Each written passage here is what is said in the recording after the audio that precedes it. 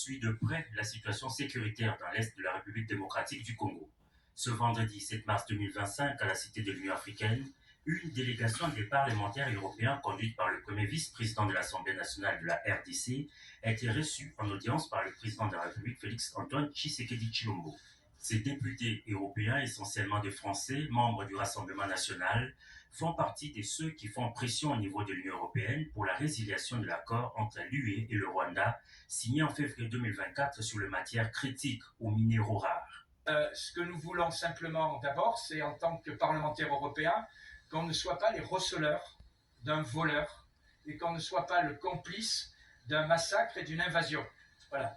Et deuxièmement, on a essayé aussi de trouver une solution qui pourrait permettre d'éclaircir tout ça. C'est ce qu'on a un peu présenté au président, à savoir une solution technique qui permettrait d'assurer la traçabilité des minéraux et qui ferait en sorte que, bien, on saurait clairement qui est le vrai propriétaire. S'agissant des sanctions européennes contre le Rwanda, ces parlementaires européens qui attendent le prochain Conseil européen soutiennent qu'il est temps que ces résolutions soient appliquées. Il faut que la Commission européenne qui décide applique les décisions du Parlement européen. Il y a eu une première réunion du Conseil et des pays européens où ils ont repoussé, puisqu'il y a eu visiblement, c'est pas très clair, une opposition, un veto, enfin bref, le Luxembourg n'a pas voté pour. Et donc maintenant, il semble que le Luxembourg ait accepté ces sanctions. Donc on attend le prochain Conseil européen. L'Allemagne a pris des sanctions, les États-Unis ont pris des sanctions, la Grande-Bretagne a pris des sanctions, l'ONU a voté une résolution, le Parlement a voté une résolution.